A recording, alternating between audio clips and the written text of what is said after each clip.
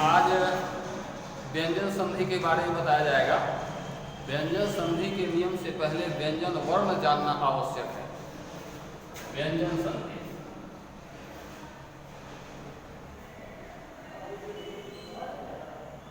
व्यंजन संधि कहते किसको हैं? व्यंजन वर्ण के साथ स्वर वर्ण या व्यंजन वर्ण के मेल को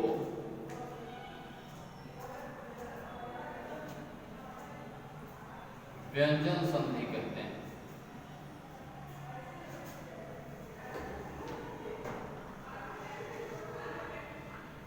जैसे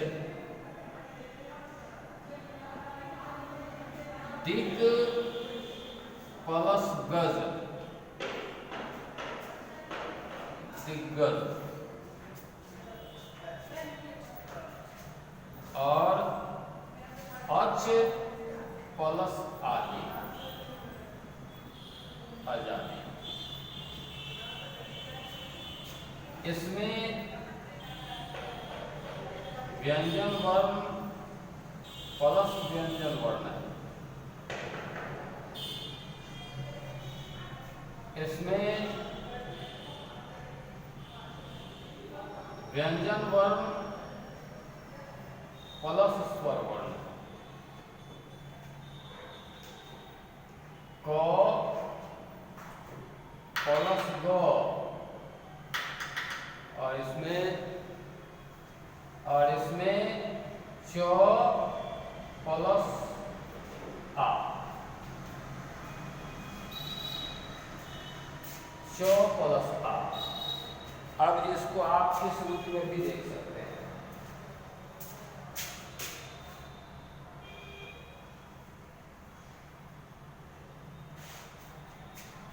इस रूप में भी देख सकते हैं। आप ध्यान से इसको समझिए क्या है। व्यंजन संधि जानने के लिए व्यंजन वर्ण जानना अपेक्षित है। जैसे व्यंजन वर्ण में क्या क्या आता है? व्यंजन वर्ण पढ़ कर आए हैं आप कि व्यंजन वर्ण में 3 मुख्य होता है। ह्रस्व व्यंजन वर्ण, अंतस्थ, स्पर्श, ऊष्म।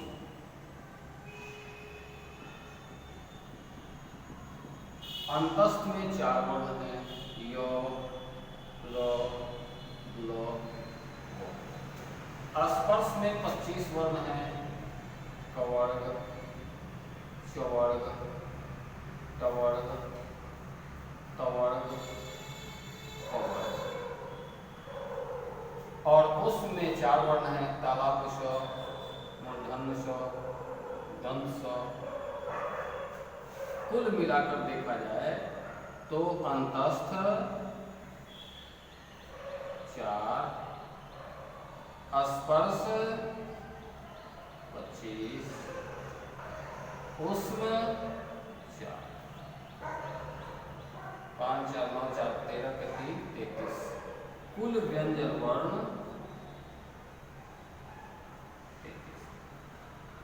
इन्हीं 33 वर्णों की कलाबाजी आपको व्यंजन संधि में जानना है। ध्यान से समझेंगे इसे। क्या इसका कहता है पहला नियम? पहला है प्रथम वर्ण का तृतीय वर्ण में परिवर्तन। ये पहला सूत्र। प्रथम वर्ण तो व्यंजन में वर्ग 5 होता है, जो आप जानते हैं, कवर्ग, चवर्ग, टवर्ग, तवर्ग और पवर्ग। कहता है कि प्रथम वर्ण, उन सभी वर्ग का पहला वर्ण कौन कौन सा होता है? क वर्ग का, क वर्ग का क, च वर्ग का च, टो वर्ग का टो वर्ग का तो और पो वर्ग का कहता है प्रथम वर्ण। इस वर्ग का प्रथम वर्ण यहां दिया हुआ। अब कहना है तृतीय वर्ण। तृतीय वर्ण तो तृतीय वर्ण में क्या आएगा? क का तीसरा वर्ण आएगा गो। च का आएगा जो। ट का आएगा डो। तो का आएगा दो और को का आएगा को। अब इसको आप ध्यान से समझ लीजिए। सभी वर्ग का प्रथम वर्ण यहां और तृतीय वर्ण यहां।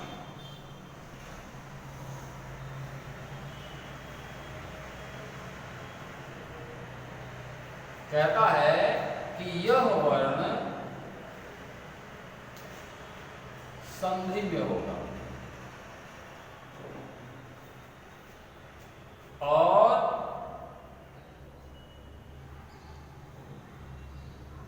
ये वर्ण विच्छेद में होगा।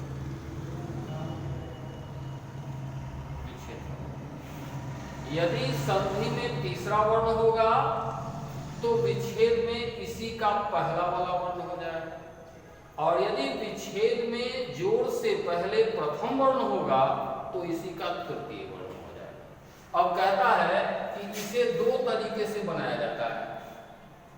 एक व्यंजन वर्ण, एक व्यंजन वर्ण प्लस व्यंजन वर्ण। दूसरा व्यंजन वर्ण प्लस स्वर वर्ण। तो कहता है कि व्यंजन के साथ व्यंजन जोड़ रहे हैं तो ध्यान देना है कि क्या कैसे बनता है। जैसे को का को, उदाहरण स्वरूप देखिए, जैसे लिखते हैं दिग्गज, यह तीसरा वर्ण है और इसके बाद भी तीसरा वर्ण। तो यदि गणितीय पद्धति से आप चाहेंगे बनाना तो 33 का और 13 में बदल देना। जैसे गो अर्ध है, इसका क बनता है विच्छेद में, इसका विच्छेद दी के लिए दी लिखेंगे। गौ के लिए क हलंत कहता है, क हलंत लिखेंगे। गौ के लिए क हलंत हो गया प्लस ध्वज। व्यंजन वर्ण प्लस व्यंजन वर्ण। इसी जगह यदि ये पहला नियम,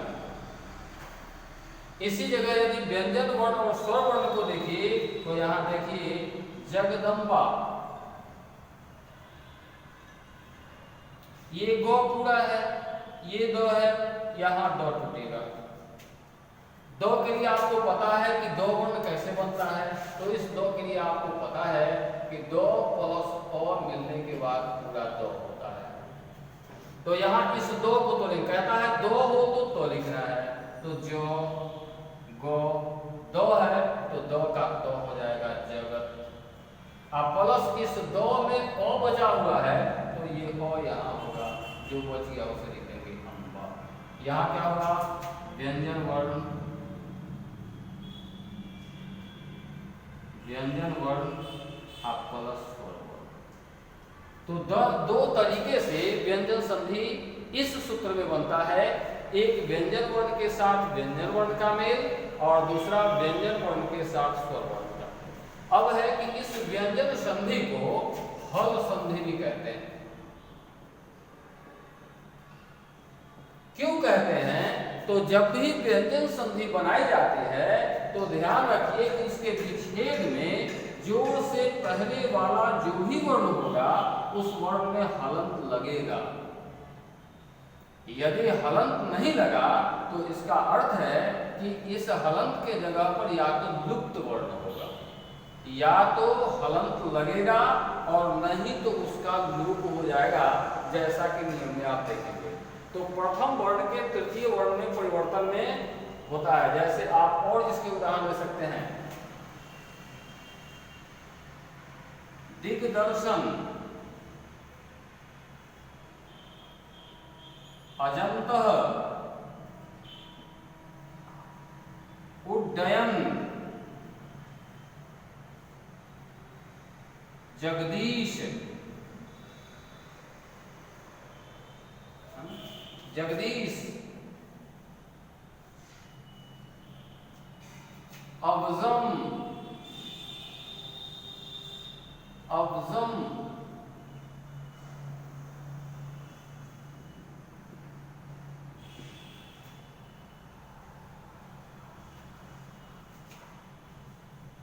जगदानंद,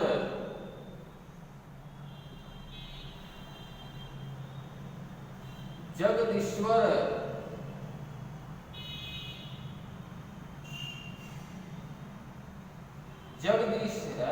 जगदीश्वर। अब इसके संधि विच्छेद को आप ध्यान से देखें। ये तीसरा वर्ण गौ, इस गौ का कहता है क परिवर्तन, तो दिक प्लस दर्शन। आगे ये जो, इस जो के लिए कहता है कि चौ, तो यहां कहता है कि यदि जो आधा हो तो चौ भी आधा, और यदि जो पूरा हो तो चौ भी पूरा। जैसा कि जो यहाँ दिया है, तो जो का यदि विच्छेद किया जाए तो आप समझ सकते हैं जो और प्लस ओ मिलकर जो होता है। तो इस जो के लिए ये जो मिलकर जो प्लस जो हलंत प्लस ओ जो होता है, तो इस जो का क्या होगा, पूरा जो है तो जो का क्या होगा, चौ होगा।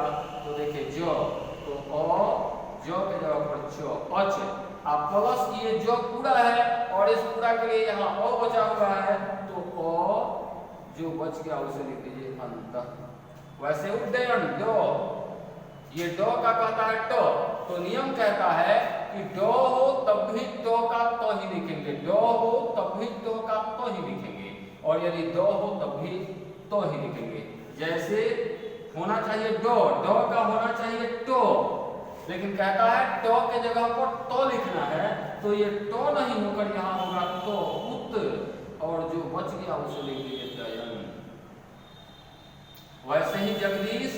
अब यहाँ दी देखिए, अगर एक साथ तीसरा वर्ण दो हो या दो से अधिक हो तो देखना है कि उसमें दीर्घ वर्ण वाला कौन है। जैसे जो है, गो है और दो दीर्घ ईकार है, तो यह दो में दीर्घ ईकार लगा हुआ है। और ये दी लिखा कैसे जाता है, तो दो प्लस दीर्घ ई लिखा जाता है, तो इसी जगह यह टूटेगा। तो जगत दो, दो के लिए कहता है तो लिखेंगे इस दो का तो जगत। अब प्लस दीर्घ ईकार है, तो दीर्घ ईकार यहाँ है, तो इस ईकार के लिए ये मात्रा, इस मात्रा के लिए स्वर दीर्घ स्वर वर्ण ई होता है, तो दीर्घ ई दे दिए, और जो बच गया उसे लिख दीजिए ईश। वैसे देखिए अवजम। अब यहाँ देखिए ये भी तीसरा, ये भी तीसरा, तो ये जहां आधा वर्ण है, क्योंकि ये वो आधा है, जब भी हलंत किसी व्यंजन वर्ण में लग जाते हैं तो वह व्यंजन वर्ण आधा हो जाता है। जैसे वो है, अगर ये हलंत हटा दिया गया तो ये पूरा वो है, और यदि इसमें हलंत जोड़ दिए गए तो यह आधा वो। तो ऐसे इसी को इस रूप में भी लिखा जाता है। तो इस बो का परिवर्तन को से होता है, तो यहाँ भी बनेगा बो के लिए पो, बो, और इस बो का पो होता है, बदलता है, तो अप, आप प्लस जो बच गया लिख देंगे जो। वैसे ही दा, व्यंजन वर्ण के साथ स्वर वर्ण का मेल, तो इस दा को तोड़िए इस जगह, तो जगत प्लस आनंद। इसी जगह दीर्घ को जोड़िए, जगत प्लस ईश्वर, जगदीश्वर। इसी को कहते हैं प्रथम वर्ण का तृतीय वर्ण में परिवर्तन। अब आगे आपको जानना है दूसरा इसका नियम। इसके दूसरे नियम को जाने।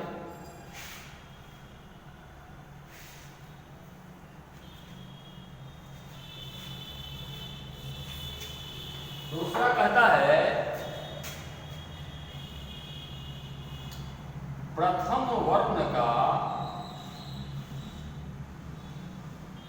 पंचम वर्ण में परिवर्तन।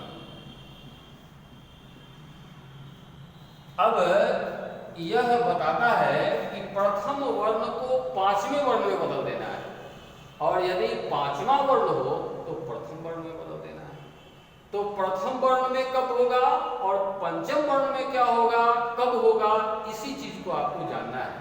तो कहता है कि यदि संधि में पंचम वर्ण में कोई वर्ण हो तो उसी वर्ण को प्रथम वर्ण में बदल देना है, और यदि विच्छेद में प्रथम वर्ण हो तो उसके संधि में पंचम वर्ण में बदल देना है। जैसे आप ध्यान से समझिए, प्रथम वर्ण क्या है। तो किसी भी वर्ग का पहला वर्ण प्रथम वर्ण है।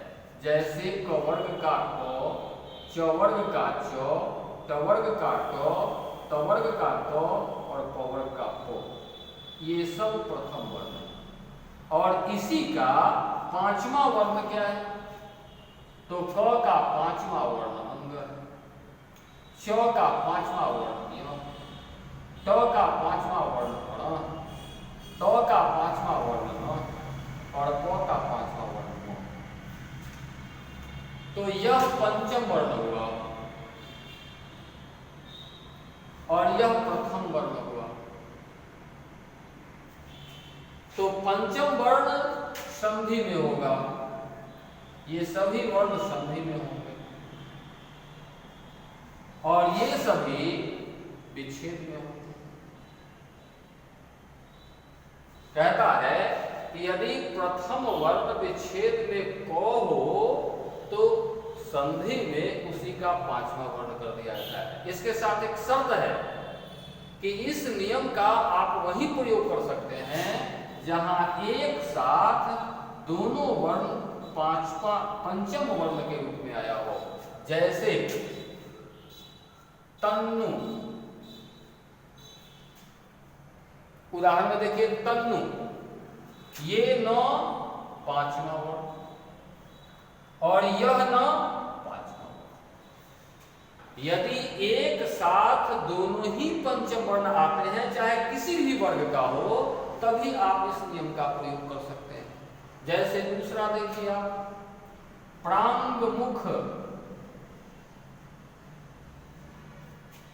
पांचवा वर्ण, यहां भी पांचवा। वांग्मय, वांग्मय, यहां भी पांचवा वर्ण, यहां भी पांचवा वर्ण। आप देखिए अम्मय, ये पांचवा वर्ण, ये भी पांचवा वर्ण। इस तरीके से सन्नवति, सन्नवति, ये पांचवा वर्ण, ये पांचवा वर्ण। जब ये साथ साथ पांचवा वर्ण होगा तभी इस नियम का प्रयोग कर सकते हैं। क्योंकि यह सब संधि है, तो इसी संधि का यदि आप विच्छेद बनाने जा रहे हैं तो ध्यान से देखिए कि यह कैसे बनता है। जैसे तन्नु तो नौ का तो होता है तो नौ की जगह पर तो तत् अब प्लस न। वैसे ही अंग, अंग का तो होता है तो प्राक प्लस न। वैसे ही अंग का क होता है तो वाक प्लस मय। वैसे ही अमय मो का प होता है तो अप प्लस मय। वैसे ही सन्नवति टवर्गी न तो नौ का ट होता है सट और प्लस टवर्गी न हो तो तवर्गी न में बदल दें नवति। इस प्रकार से इस संधि का इस रूप में विच्छेद होता है। अगले वर्ग में इसी नियम का आगे का नियम आपको बताया जाएगा। धन्यवाद।